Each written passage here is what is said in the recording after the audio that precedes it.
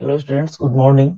आज हम लोग बिहार का मॉडल सेट, बिहार बोर्ड का जो मॉडल सेट है 2023 का, उसको हल करने जा रहे हैं।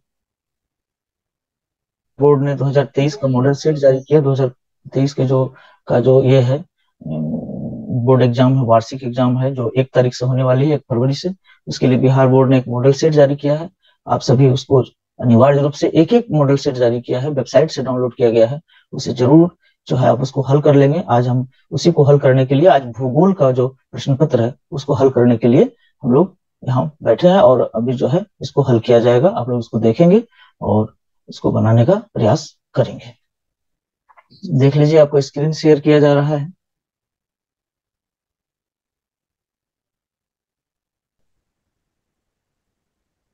देखिए, आपके स्क्रीन पर आया है इंटरमीडिएट एग्जामिनेशन 2023 भूगोल ज्योग्राफी।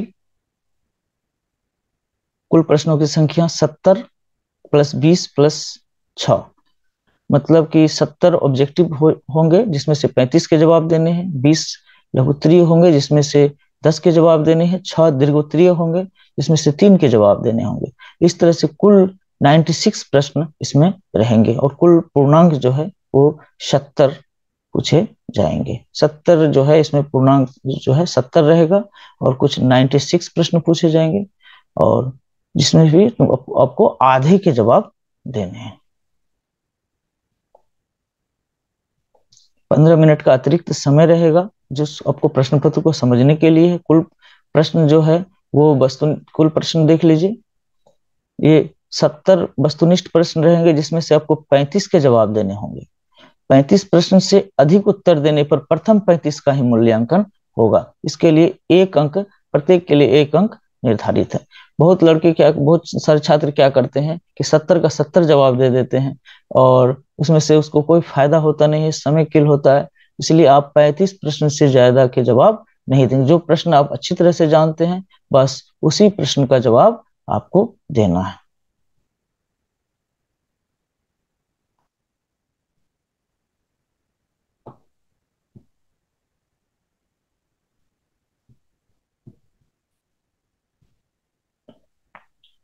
बीस लघु उत्तरीय प्रश्न होंगे, 2 अंक निर्धारित है जिसमें से 10 प्रश्नों के जवाब देने हैं। 6 दीर्घोत्तरीय प्रश्न है जिसमें से प्रत्येक के लिए 5 अंक निर्धारित है, जिसमें से 3 प्रश्नों के जवाब देने हैं। अब देखिए, पहला प्रश्न आ रहा है कि डोबर पत्तन है। डोबर पत्तन क्या है? पैकेट पत्तन है। डोबर पत्तन क्या है? पैकेट पत्तन है। पैकेट पत्तन को हम लोग फेरी पोर्ट भी बोलते हैं। डोबर पत्तन, पैकेट पत्तन को हम लोग जो है फेरी पोर्ट भी बोलते हैं। याद रखिएगा, परीक्षा में फेरी पोर्ट आ सकता है।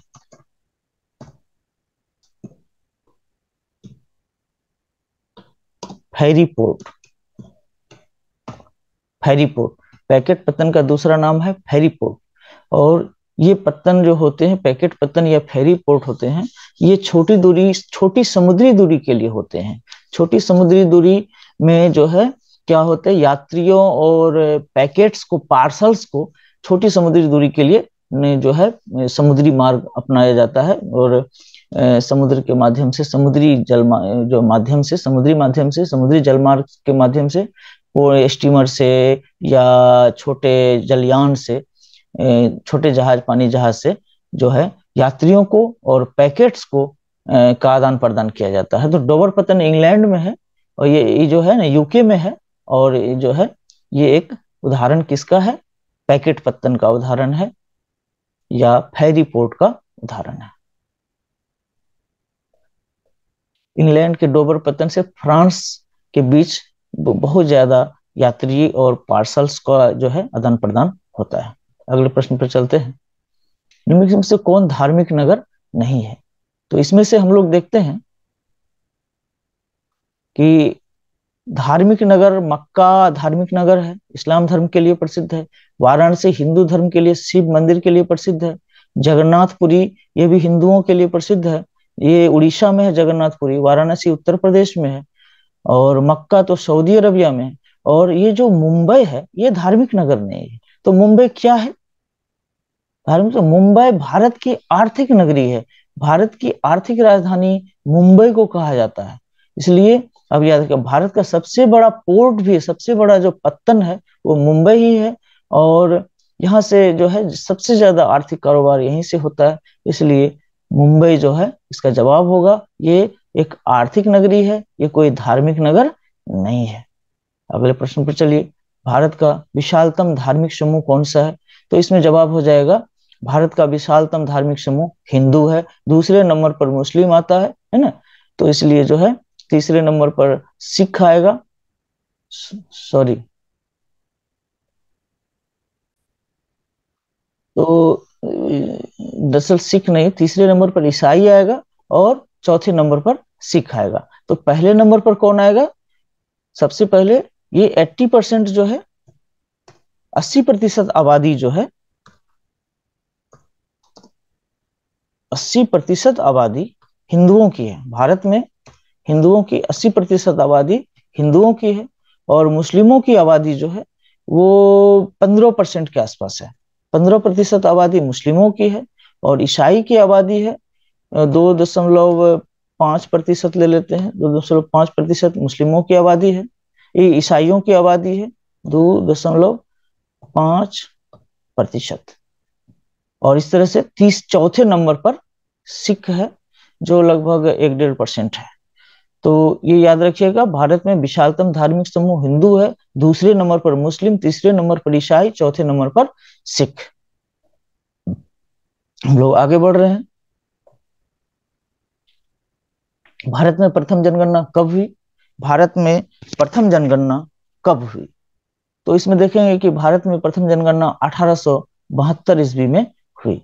भारत में प्रथम जनगणना कब हुई? 1872 ईस्वी में हुई। यहीं पर अगर प्रश्न पूछेगा भारत में प्रथम विधिवत जनगणना और संपूर्ण भारत में विधिवत जनगणना कब हुई, तब देना है 1881।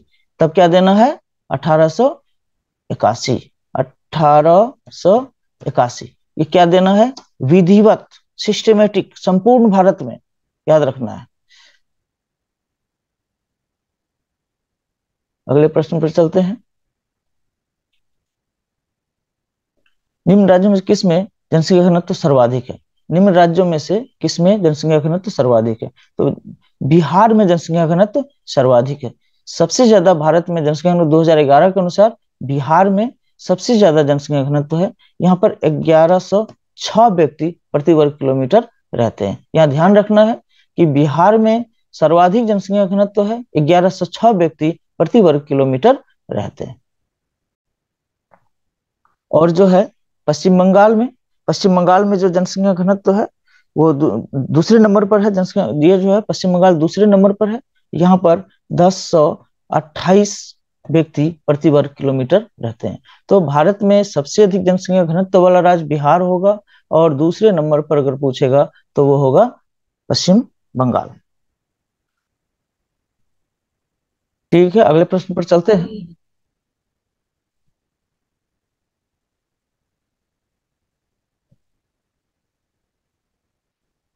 निम्नलिखित निम्न नगरों में कौन नवीन पुष्प कहलाता है? इसका जवाब बहुत आसान है, इसका जवाब आदिस अबाबा होगा।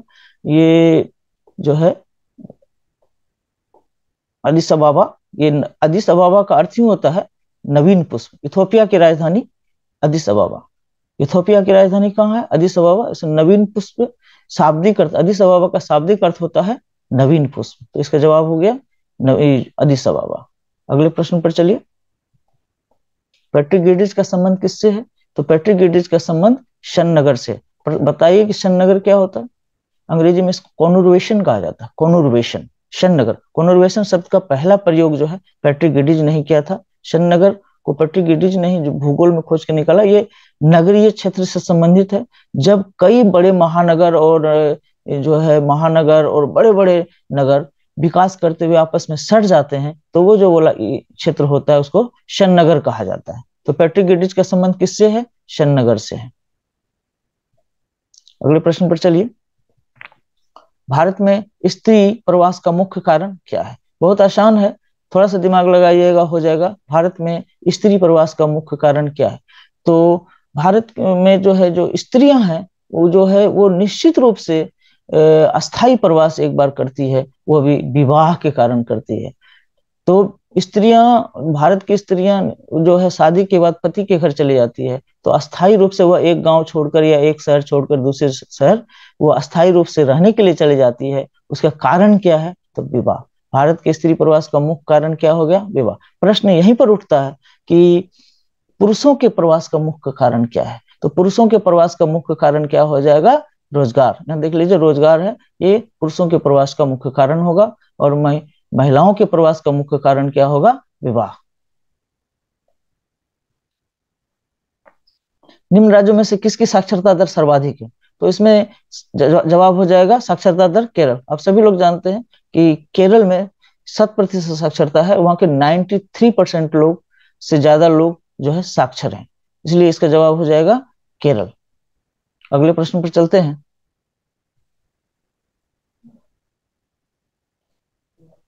निम्नलिखित में से कौन छावनी नगर है? छावनी नगर कौन सा है? इसमें से देखिए, झरिया है, ये खनन नगर है। जमशेदपुर है, ये औद्योगिक नगर है। झरिया, झरिया से हम लोग कोयला निकालते हैं। जमशेदपुर में लोहा iron iron and steel company है, Tata iron and steel company, Jamshedpur या टाटा नगर। और मुंबई आर्थिक नगरी है, तो ऐसे में क्या हो जाएगा आंसर? अंबाला। जवाब क्या होगा? अंबाला। अंबाला क्या है? छावनी नगर है। छावनी नगर होता क्या है? जहां सैनिकों के रहने का जगह होता है, वहां हथियारगिरी भी होती है और प्रशिक्षण केंद्र होता है, उसको हम लोग छावनी नगर कहते हैं। तो छावनी नगर या सैनिक नगर, तो अंबाला एक सैनिक नगर है। झरिया औद्योगिक, ये जो है झरिया खनन नगर है। जमशेदपुर ये क्या है? औद्योगिक नगर है, क्योंकि यहाँ उद्योग है, लोहा इस्पात उद्योग है। और मुंबई क्या है? आर्थिक नगरी है, वाणिज्यिक नगर है। मुंबई क्या है? वाणिज्यिक नगर। भारत का सबसे बड़ा वाणिज्यिक नगर पूछेगा तो जवाब देना है मुंबई। यहाँ से एक्सपोर्ट इंपोर्ट वगैरह होता है, और भारत का जो है आर्थिक राजधानी ये कहलाता है। निम्नलिखित में से कौन शैक्षणिक नगर है? निम्नलिखित में से कौन शैक्षणिक नगर है? तो अलीगढ़ शैक्षणिक नगर है, क्योंकि यहाँ अलीगढ़ मुस्लिम विश्वविद्यालय है।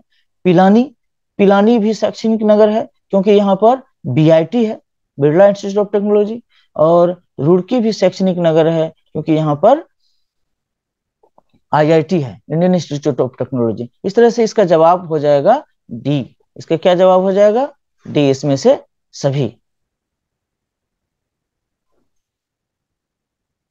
अगले प्रश्न पर चलिए। लिबेरिका संबंधित है। लिबेरिका जो है कॉफी के का एक किस्म है, कॉफी का एक किस्म है, कॉफी का टाइप है। कॉफी का 3 टाइप होता है, ये देख लीजिए कि अरेबिका, अरेबिका, रोबास्टा और लिबेरिका। अरेबिका, रोबास्टा और लिबेरिका, कॉफी का 3 किस्म है। तो लिबेरिका जो है सबसे थोड़ा दब किस्म का कॉफी होता है, ये चीज है। तो और चाय का भी पूछेगा, असेमिका भी चाय का एक किस्म है, असेमिका। तो ये भी याद रखना है। और लिबेरिका का जो है, लिबेरिका कॉफी का किस्म हुआ। अगले प्रश्न पर चलिए। सोयाबीन उत्पादन में अग्रणी राज्य कौन सा है? सोयाबीन उत्पादन में अग्रणी राज्य मध्य प्रदेश है। आप लोग याद रखिएगा कि जितना भी फसल है और जितना भी खनिज है, इसका आप लोगों को याद रखना है कि प्रथम उत्पादक राज्य कौन है, सबसे बड़ा उत्पादक राज्य कौन है। अगले प्रश्न पर आइए। कहवा उत्पादन में अग्रणी राज्य कौन है? तो कहवा उत्पादन में अग्रणी राज्य जो है कर्नाटक है। कहवा उत्पादन में अग्रणी राज्य कौन है? कर्नाटक। भारत का लगभग 85% जो कहवा वो कर्नाटक में होता है, इसलिए इसको याद रखना है। अब चाय उत्पादन में पूछेगा, अगला प्रश्न आएगा, चाय उत्पादन में अग्रणी, आप लोग सोच करके रखिए, चाय उत्पादन में अग्रणी राज्य कौन सा है? चाय उत्पादन में अग्रणी राज्य कौन सा है? चाय उत्पादन में अग्रणी राज्य आसाम है। भारत का 60% चाय जो है वो आसाम में होता है। दूसरे नंबर पर पश्चिम बंगाल का स्थान है। चाय उत्पादन में दूसरा उत्पादक जो दूसरे नंबर पर कौन है? पश्चिम बंगाल है। प्रथम स्थान पर असम है। अमन और बोरो किससे संबंधित है? अमन और बोरो चावल से संबंधित है। पश्चिम बंगाल में चावल उत्पादन जो है तीन फसलें ली जाती है। पश्चिम बंगाल में चावल की 3 फसलें ली जाती है, वर्षा में भी ले जाती है, जाड़े में भी ले जाती है, और गर्मा फसल के रूप में चावल ली जाती है। अमन, औस और बोरो, अमन, औस और बोरो। तो ये चावल से संबंधित है। अगले प्रश्न पर चलिए। पर्यावरण सुरक्षा अधिनियम कब लागू किया गया? पर्यावरण सुरक्षा अधिनियम 1986 में लागू किया गया। पर्यावरण सुरक्षा अधिनियम कब लागू किया गया? पर्यावरण सुरक्षा अधिनियम 1986 में लागू किया गया। इसमें से कौन खनिज उत्पादन में अग्रणी राज्य है? इसमें से कौन खनिज उत्पादन में, मैग्नीज उत्पादन में अग्रणी राज्य है? तो आपको भी बताया गया था कि आप लोग खनिज और फसल दोनों का जो है अग्रणी राज्य का नाम याद रखिएगा, और इसमें आंसर हो जाएगा उड़ीसा। मैग्नीज उत्पादन में अग्रणी राज्य कौन है? उड़ीसा।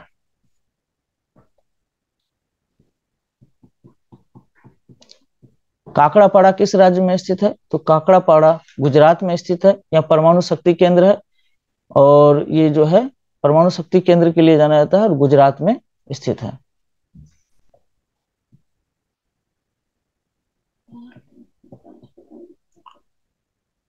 नरोरा प्रसिद्ध है। नरोरा किसके लिए प्रसिद्ध है? नरोरा नाभिकीय ऊर्जा संयंत्र के लिए प्रसिद्ध है। नरोरा किसके लिए प्रसिद्ध है? नाभिकीय ऊर्जा संयंत्र के लिए। जिसके लिए काकड़ापाड़ा प्रसिद्ध है, उसी के लिए नरोरा भी प्रसिद्ध है। नरोरा उत्तर प्रदेश में है। अभी काकड़ापाड़ा के बारे में पूछे, बात की कि वो गुजरात में है, तो नरोरा अगर प्रश्न आएगा तो नरोरा कहाँ पर है? तो ये उत्तर प्रदेश में है, याद रखना है। नरोरा कहाँ पर है?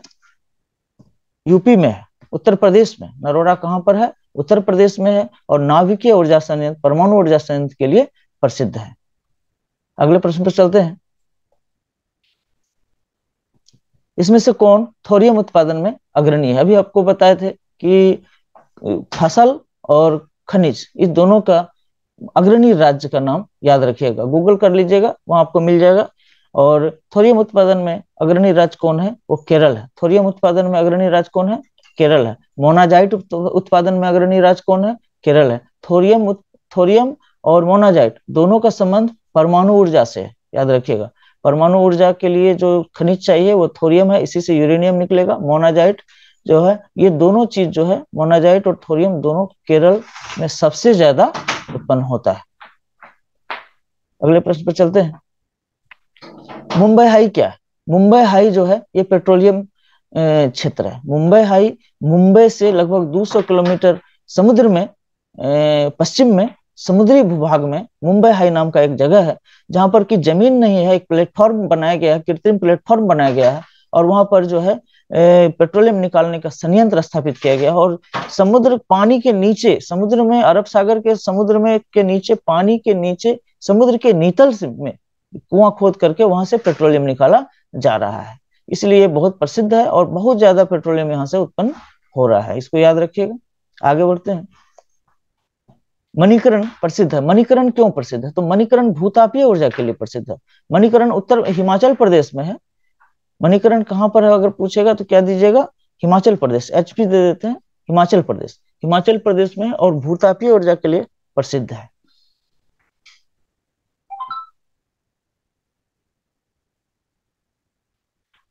अगले प्रश्न पर आइए। बाबा बुदन की पहाड़ी किस लिए प्रसिद्ध है? तो बाबा बुदन की पहाड़ी लौह अयस्क के लिए प्रसिद्ध है। और बाबा बुदन की पहाड़ी कहाँ पर है? कर्नाटक में।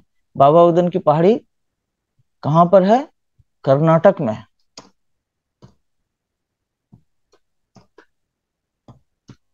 बाबा बुदन की पहाड़ी कहाँ पर है? कर्नाटक में है। और किसके लिए प्रसिद्ध है? लौह अयस्क के लिए प्रसिद्ध है। फिर से एक बार देख लीजिए, बाबा बुदन की पहाड़ी कर्नाटक में है, और किस लिए प्रसिद्ध है? लौह अयस्क के लिए प्रसिद्ध है। भारत में कौन चीनी उत्पादन में अग्रणी राज्य है? चीनी उत्पादन में अग्रणी राज्य महाराष्ट्र है। भारत में चीनी उत्पादन में अग्रणी राज्य महाराष्ट्र है, जबकि गन्ना उत्पादन में अग्रणी राज्य उत्तर प्रदेश है। गन्ना उत्पादन में अग्रणी राज्य आपका उत्तर प्रदेश है। गन्ना उत्पादन में अग्रणी राज्य उत्तर प्रदेश है। चीनी उत्पादन में अग्रणी राज्य महाराष्ट्र। अब यहाँ प्रश्न उठता है कि ऐसा क्यों हो रहा है? गन्ना से ही तो चीनी निकलती है, गन्ना जहां होगा वहां ना चीनी उत्पादन ज्यादा होगा। परंतु हुआ क्या है कि उत्तर प्रदेश में जो गन्ना है उसमें नमी की कमी के कारण उसमें जो है रस कम होता है, रस कम होगा तो चीनी कम निकलेगा। जबकि महाराष्ट्र में समुद्री प्रभाव है, महाराष्ट्र में अरब सागर की नमी जो है, हवाएं आती है, और नम हवाएं आती है, और उसके कारण जो है गन्ना में जो है रस ज्यादा भरता है, और रस ज्यादा भरने से गन्ना में महाराष्ट्र का जो गन्ना है वो चीनी युक्त ज्यादा हो जाता है, इसलिए महाराष्ट्र कम गन्ना उगाते हुए भी चीनी उत्पादन में अग्रणी हो गया, जबकि उत्तर प्रदेश में ज्यादा गन्ना होते हुए भी चीनी जो है उसमें कम निकलता है, इसलिए चीनी उत्पादन में वो द्वितीय स्थान पर आ जाता है।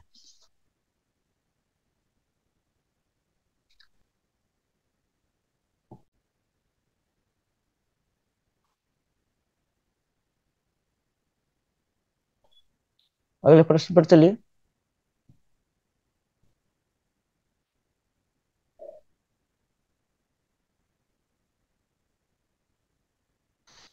निम्नलिखित में से कौन इस्पात संयंत्र कर्नाटक में है? तो इसमें से इस्पात संयंत्र जो है कर्नाटक में है भद्रावती। भद्रावती कर्नाटक में है और वहां पर Visvesvaraya iron and steel company है। याद रखिएगा, भद्रावती कर्नाटक में है और Visvesvaraya iron and steel company वहीं पर है। और ये बोकारो झारखंड में है, यहाँ पर भी बीएसएल है, बोकारो स्टील लिमिटेड। और आसनसोल, यहाँ पर भी लोहा इस्पात कारखाना है, ये पश्चिम बंगाल में है। दुर्गापुर, ये भी पश्चिम बंगाल में है, यहाँ पर भी इंडियन जो है आयरन स्टील कंपनी है, इंडियन आयरन स्टील कंपनी है। अगले प्रश्न पर आइए।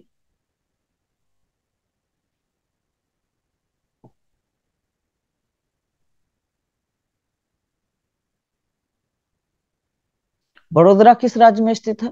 बड़ोदरा गुजरात में स्थित है। बड़ोदरा एक प्रमुख औद्योगिक शहर है और गुजरात में स्थित है। बड़ोदरा कहाँ पर स्थित है? बड़ोदरा गुजरात में स्थित है और एक प्रमुख, गुजरात का प्रमुख औद्योगिक शहर है। ब्रंटलैंड रिपोर्ट क्या होता है? ये जो है ये सतत विकास से संबंधित है। ब्रंटलैंड जो है ये रिपोर्ट है, ये जो है 1983 में संयुक्त राष्ट्र संघ ने एक आयोग गठित किया। ब्रंटलैंड जो है उसको आयोग, उसका नाम दिया गया।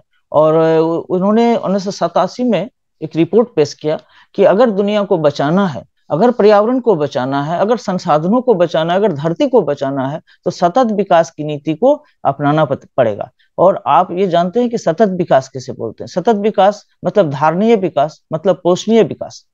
इसमें जो है हम आज की आवश्यकताओं की भी पूर्ति करते हैं और भविष्य में आने वाली आवश्यकताओं की भी पूर्ति करते हैं। अतः आप याद रखिएगा कि ब्रंटलैंड रिपोर्ट का संबंध किससे है? सतत विकास से। परीक्षा में आता भी है, सतत विकास से आप क्या समझते हैं? तो लिखिएगा, सतत विकास विकास की वह नीति है जिसमें वर्तमान आवश्यकताओं की भी पूर्ति होती है और भविष्य के लिए संसाधनों को बचा कर रखा जाता है, ताकि भावी पीढ़ी भी अपनी आवश्यकताओं की पूर्ति कर सके और उसका भी विकास हो सके।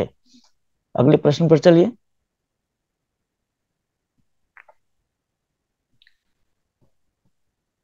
हरिके बांध किस राज्य में है?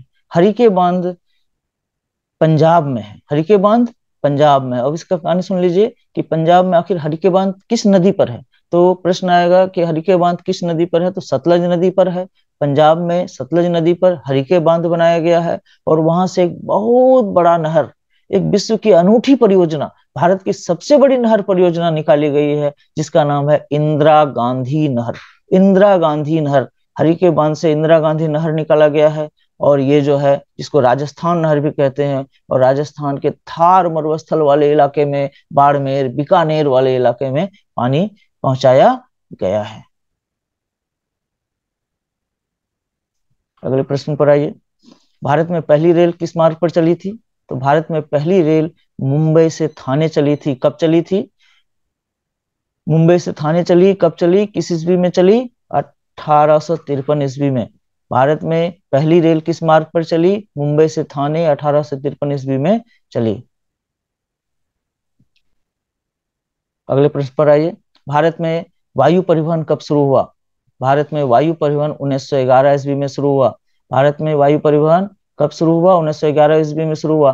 कहां से कहां तक शुरू हुआ? इलाहाबाद से नैनी तक शुरू हुआ। इलाहाबाद से नैनी। भारत में वायु परिवहन 1911 ईस्वी में इलाहाबाद से नैनी तक हुआ। इलाहाबाद से नैनी तक जो है वायु परिवहन शुरू हुआ। और ये दुनिया की पहली डाक परिवहन भी थी। 1911 में दुनिया की पहली डाक परिवहन 1911 में ही शुरू हुई और इलाहाबाद से नैनी के बीच शुरू हुई।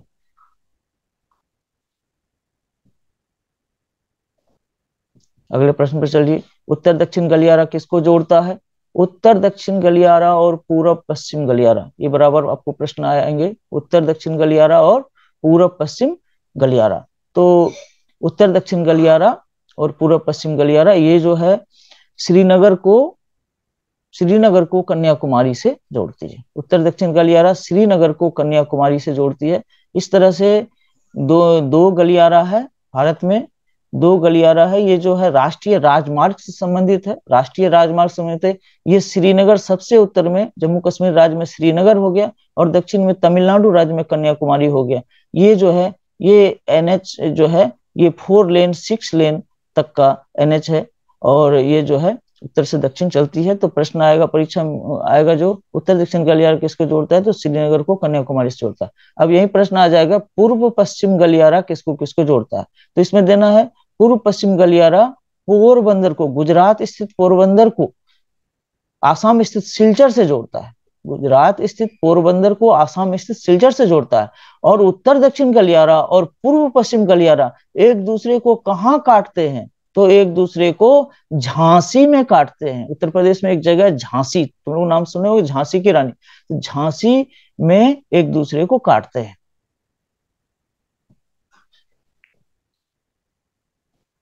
अगले प्रश्न पर चलते हैं। हाजिरा किस राज्य में स्थित है? हाजिरा गुजरात में स्थित है। ये सब औद्योगिक शहर सब है, इसको याद रखना। हाजिरा गुजरात में स्थित है, और यहाँ पर गैस पाइपलाइन के लिए हाजिरा बहुत प्रसिद्ध है। हाजिरा गैस पाइपलाइन के लिए प्रसिद्ध है। इसके अलावा तेल शोधक कारखाना के लिए भी प्रसिद्ध है।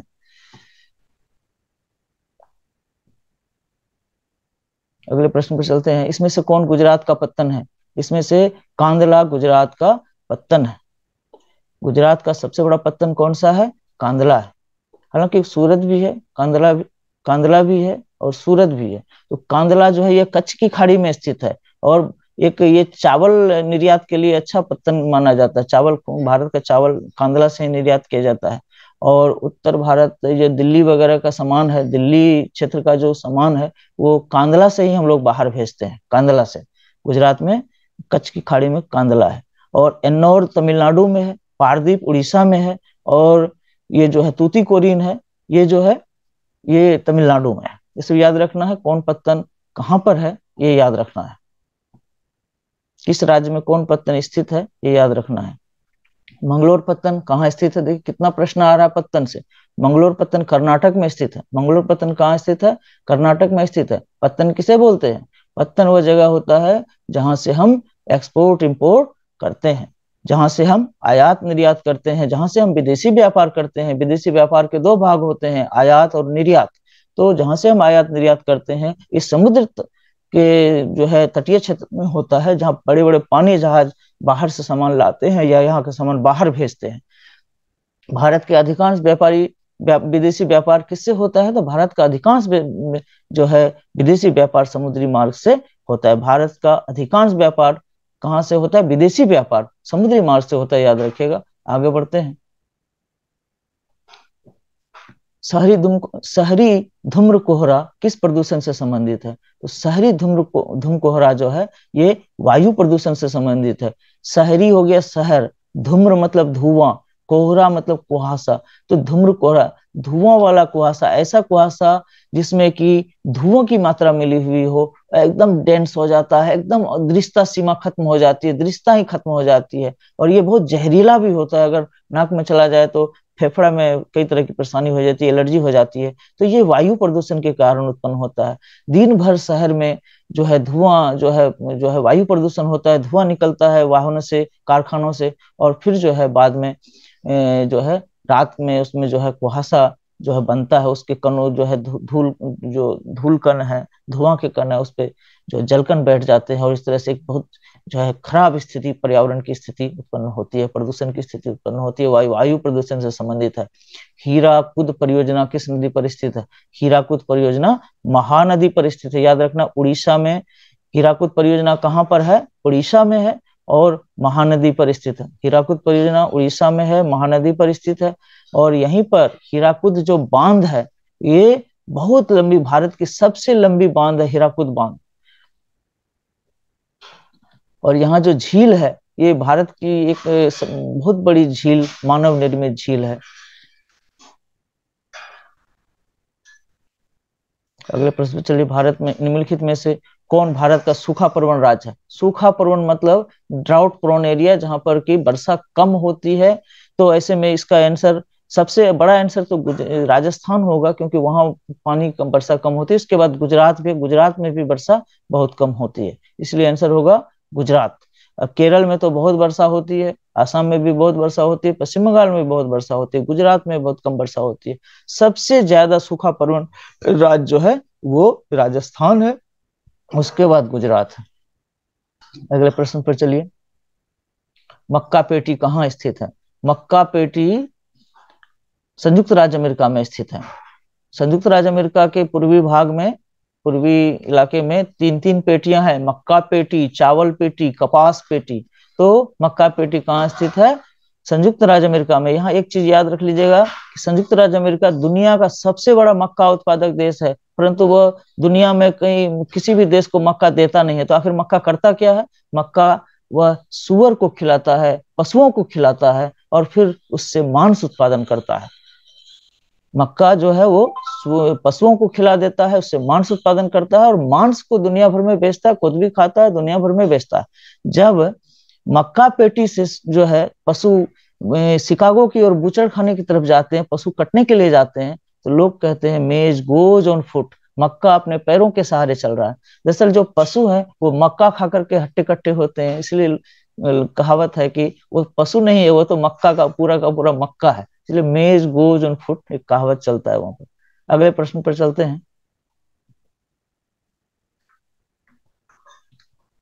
रुको और जाओ निश्चयवाद का दूसरा नाम क्या? आज हम लोग 50 तक सॉल्व कर लेते हैं। रुको और जाओ निश्चयवाद का दूसरा नाम क्या है? रुको और जाओ निश्चयवाद का दूसरा नाम है नव निश्चयवाद। आप लोगों को पता होगा कि तीन तरह के वाद भूगोल में दिए गए हैं, एक निश्चयवाद, एक संभववाद, दूसरा नव निश्चयवाद। निश्चयवाद में कहा गया है कि पर्यावरण शक्तिशाली है, मनुष्य काफी कमजोर है। संभववाद में कहा गया है कि पर्यावरण से ज्यादा शक्तिशाली मनुष्य है।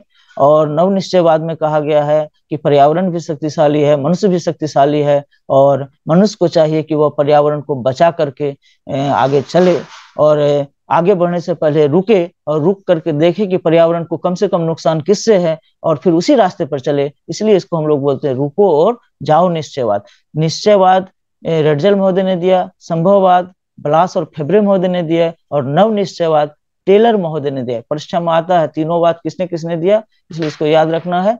अगले प्रश्न पर चलते हैं,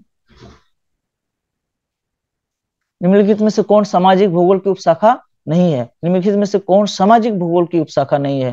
तो ये लिंग भूगोल सामाजिक भूगोल की उपशाखा है, चिकित्सा भूगोल में सामाजिक भूगोल की उपशाखा है, व्यवहारिक भूगोल भी सामाजिक भूगोल की उपशाखा है। संसाधन भूगोल सामाजिक भूगोल की उपशाखा नहीं है, क्योंकि संसाधन भूगोल जो है ये आर्थिक भूगोल की उपशाखा है। अगले प्रश्न पर चलिए, जनसंख्या परिवर्तन का घटक कौन सा है? जनसंख्या परिवर्तन के तीन घटक होते हैं, बार बार बताया गया, जनसंख्या परिवर्तन के तीन घटक होते हैं, जन्म, मृत्यु और प्रवास। जन्म, मृत्यु और प्रवास, इसलिए इसमें आंसर हो जाएगा सभी। जनसंख्या परिवर्तन के घटक मतलब जनसंख्या बदलाव के घटक। जनसंख्या या तो बढ़ेगा या तो घटेगा, तो किस कारण से घटेगा? जन्म होगा तो जनसंख्या बदलेगा, मृत्यु ज्यादा होगा तो जनसंख्या बदलेगा, और प्रवास मतलब एक जगह से दूसरे स्थान का जाना, तो जनसंख्या में बदलाव आएगा। इसलिए इसमें जो होगा, इसमें से सभी। परीक्षा में बहुत महत्वपूर्ण प्रश्न है, जनसंख्या परिवर्तन के घटक बताएं। अगले प्रश्न पर आइए, विश्व में सबसे अधिक जनसंख्या किस देश की है? विश्व में सबसे अधिक जनसंख्या चीन की है। यहाँ पर फिलहाल वर्तमान में इसकी आबादी 1 अरब 41 करोड़ या 42 करोड़ के आसपास है।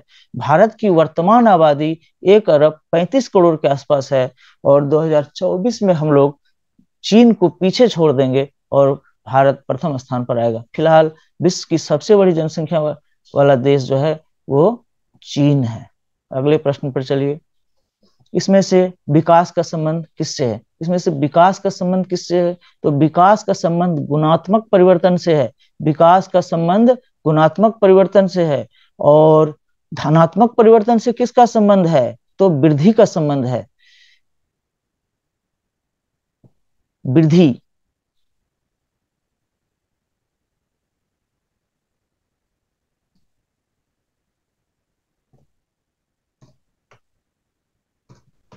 वृद्धि। परीक्षा में आएगा वृद्धि का संबंध किससे है तो धनात्मक परिवर्तन से, और विकास का संबंध किससे है तो गुणात्मक परिवर्तन से।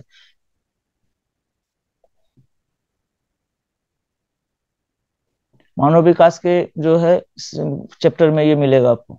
वृद्धि और विकास दोनों में अंतर होता है। प्रथम मानव विकास प्रतिवेदन कब प्रस्तुत किया गया? प्रथम मानव विकास प्रतिवेदन 1990 में महबूब उल हक, डॉक्टर महबूब उल हक के द्वारा प्रस्तुत किया गया। प्रथम मानव विकास रिपोर्ट 1990 ईस्वी में डॉक्टर महबूब उल हक, जो कि पाकिस्तानी अर्थशास्त्री थे, उसके द्वारा प्रस्तुत किया गया। निम्नलिखित में कौन तृतीय क्रियाकलाप से संबंधित है? तृतीय क्रियाकलाप से संबंधित सेवाएं हैं। सेवाएं जितने भी प्रकार की सेवाएं हैं, मनोरंजन सेवा, शिक्षा सेवा, स्वास्थ्य सेवा, प्रशासनिक सेवा, कानूनी सेवा, सौंदर्य प्रसाधन सेवा, अन्य कई तरह की सेवाएं हैं। ये जो है परिवहन सेवा, संचार सेवा, यातायात सेवा, तो ये सब जो है तृतीय क्रियाकलाप है। सेवा जितने भी होंगे ये तृतीय क्रियाकलाप। खाद्य प्रसंस्करण जो है ये द्वितीय क्रियाकलाप हो गया, क्योंकि यहाँ पर इंडस्ट्री है। खनन जो है ये प्राथमिक क्रियाकलाप हो गया। खनिज जो है, कृषि और खनन ये सब प्राथमिक क्रियाकलाप है। मत्स्य और कुटीर उद्योग जो है ये द्वितीय क्रियाकलाप हो गया। इसलिए यहाँ पर आंसर हो जाएगा सेवाएं। ये भी प्रश्न है जो क्रियाकलाप से आपको 12 नंबर के प्रश्न पूछे जाएंगे, इसलिए क्रियाकलाप वाला चैप्टर जो है आप महत्वपूर्ण है, उसको बढ़िया से याद कीजिएगा। निम्नलिखित में से कौन पंचमक क्रियाकलाप से संबंधित है? इसमें आंसर हो जाएगा इसमें से सही। पंचमक क्रियाकलाप में उच्च स्तरीय नीति निर्णय और समाज के जो है, देश के बड़े जो नीति निर्णायक लोग हैं वो शामिल होते हैं। तो निर्णयकर्ता भी, परामर्शदाता भी, विशेषज्ञ भी, ये सब इसमें शामिल हो जाएगा।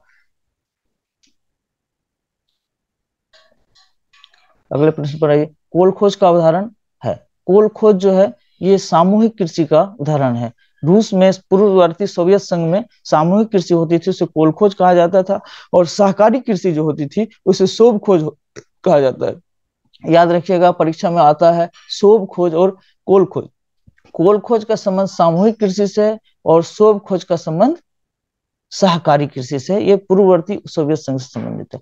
वेल्ड कहाँ स्थित है? ये लास्ट प्रश्न आज का है। वेल्ड कहाँ स्थित है? तो वेल्ड जो है ये देख लीजिए दक्षिण अफ्रीका में है। वेल्ड कहाँ स्थित है? वेल्ड एक शीतोष्ण घास प्रदेश है जो दक्षिण अफ्रीका में है, और दक्षिण अफ्रीका में। और ऑस्ट्रेलिया में डाउन्स नाम का शीतोष्ण घास प्रदेश मिलता है। और दक्षिण अमेरिका में पंपास शीतोष्ण घास प्रदेश है। उत्तरी अमेरिका में प्रेरी घास जो है वो शीतोष्ण घास प्रदेश है। और पूर्ववर्ती सोवियत संघ में या रूस वाले इलाके में स्टेपी जो है वो शीतोष्ण घास प्रदेश है। आज का इतना ही हल करेंगे। अब अगले इसमें जो है आप लोगों को ज्यादा हल कराएंगे। और आज का जो है लेसन यहीं तक रहेगा। आप लोग इसको देखेंगे, समझेंगे, और फिर दो चार बार देखेंगे तो समझ में याद भी हो जाएगा। और जो है ठीक है, धन्यवाद।